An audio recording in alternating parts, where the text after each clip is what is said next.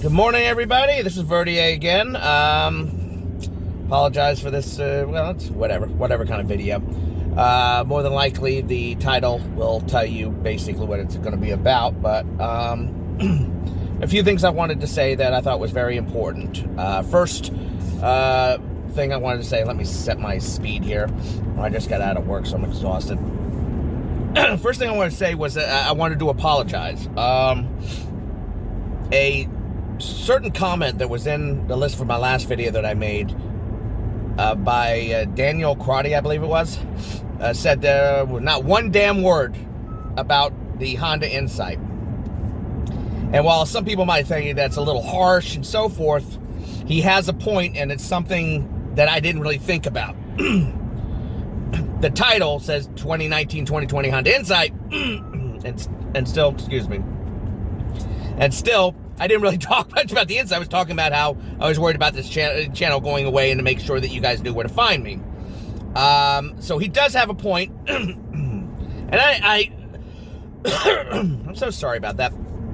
And I'm not very bright when it comes to doing YouTube stuff, and I shouldn't have put that title like that. I didn't put the title in order to entice people to watch the video by putting 2019-2020 Insight. I put that there because that's basically what. Are you gonna go to speed limit, dude? What is going on here? But it looks like I'm gonna get to use sport mode tonight. But he was right. I really need to change the name of the video, which I'm gonna do when I get home if I can figure out how to do it correctly. And I do apologize for that because, you know, not everybody here wants to see me specifically. Not everybody here is interested in my humor, my opinion, and all that. They just want to learn or hear things about the Insight. And not everything's about me.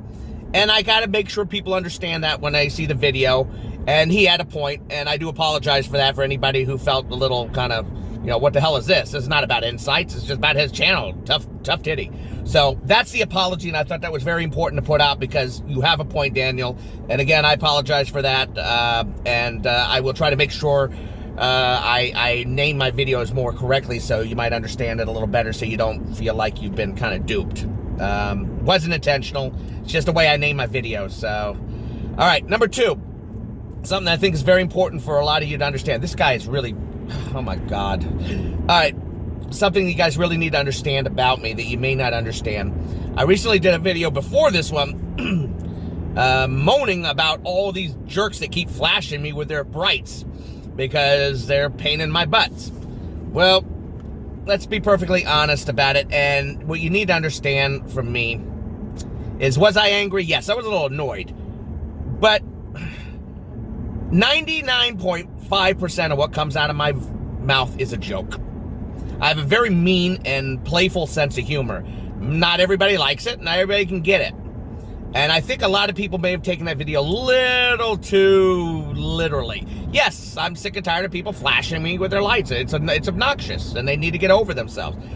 But it's a little bit tongue-in-cheek on that. So, you know, I'm not freaking out. And I was a little annoyed that day, but that's because I was overtired. But that's not really how I feel. So I need you guys to understand, sometimes when you see me acting weird or being pissy and all that, most of the time, it's just a little bit of a shtick that I have. I have a playful, mean sense of humor. So I wanted to make that point so you people understand me a little bit more, so you don't think I'm a total pain in the butt where, oh, come on, he's complaining about people flashing. He needs to get over himself. I just want you guys to understand that. I thought that was very, very important for you guys to understand about me. So you'll understand some of the videos you see and the context in which they're given. And that's the end of the rant on that. Next, I want to talk about the passive heating one more time. I wanted to tell you a technique I've been using that I think is helpful in relatively cold temperatures. It's not entirely my idea. I believe it was in Sifely or her Hazarad, I think is the name. I'm sorry. If it's neither of you, I apologize. But one of the ways it seems to work pretty well when I get into my car, you know, when it's very cold out. Let me see if I can. Nope, no dotted line. I want to pass this doofus. It's going slow. One of the one of the things that I suggest to do in order to be able to use, and this is only going to work really well if you're doing longer trips. These short trips are going to kill you anyway with gas mileage in the cold. There's not much you can do about that, except take longer trips. Very simple. When I first get in the car, usually I can turn on my seat heaters. I know a lot of you have EX owners don't have seat heaters, but that's not really all that necessary.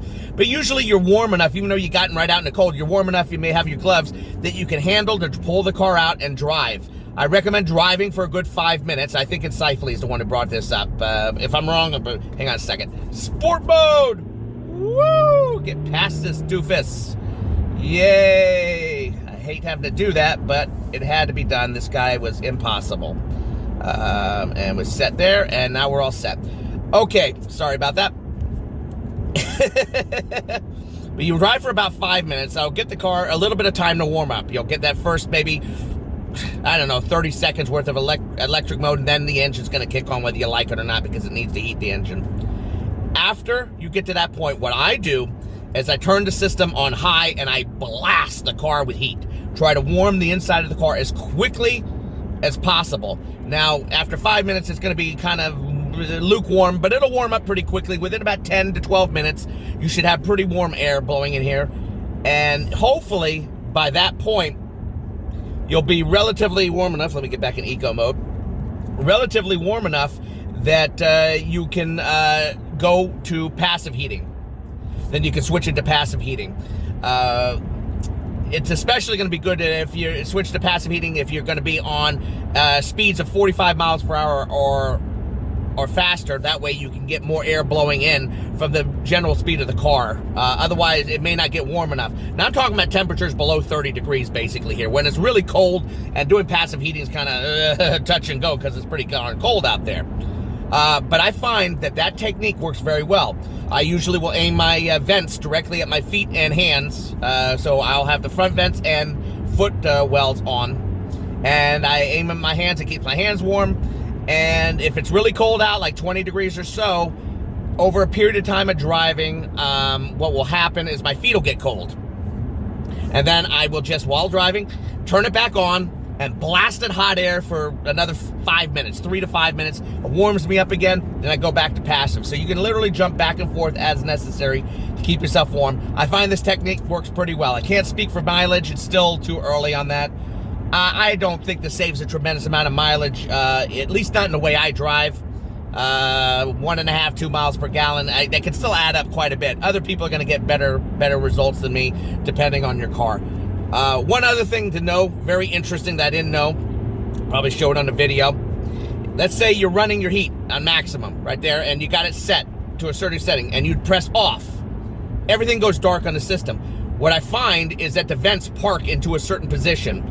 Now, what I usually have it set at is for the front vents to blow on me and the foot well. So, front vents and foot well. However, if I hit off, it won't stay. The vents will not stay in that position. The front vents, at least the front vent in the center, will shut down. So what you need to know when you do that, you need to go immediately after that. If you want the front vents or you want the vents, you should set your vents right after you shut off the system again. So you're running on a high, you decide to turn it off to go to passive, then go to your mode setting and set your vents to the position that you want them. It resets it to whatever position it does. I don't know what it is, but that's an important note to note. And I wanted that in there for you guys. All right? End of that point. And now, on a sad note, I'm sorry to have to say that Gunner has been severely injured. Now, some of you may be asking, who the heck is Gunner? Gunner belongs to Luke. Gunner is a nice, I believe, EX Insight that belongs to Luke. Now, the question you may be asking, should we be upset about this or not?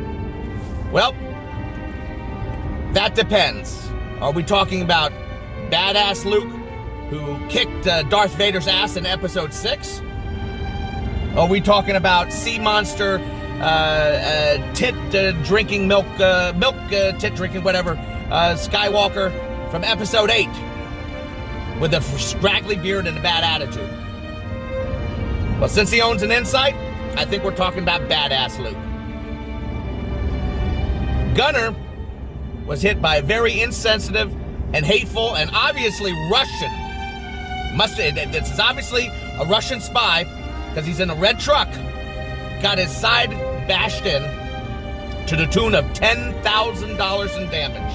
You're gonna see the picture here, and you're gonna see the offending, obvious ex-Soviet truck here, driven by obviously a very bad person.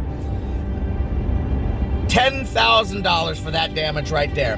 Now he's taken it in and had it looked at, and the people over at the body shop have all said the same thing.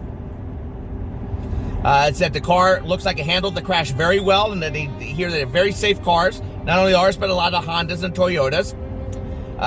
Looks like he took minor frame damage, although it looks like it's like the aluminum posts or something that are in the side of the car, protect the side of the car. As to whether it's going to be repaired or replaced, I'm willing to bet it's going to have to be repaired. I want all of us to wish Luke the best of luck, and that we're all on his side, and we're all feeling for you, man. And I hope you and Gunner are out on the road soon, and all these insensitive, obviously Russian spy drivers are kicked off the road. And that is going to be it for me for today. Verdier out.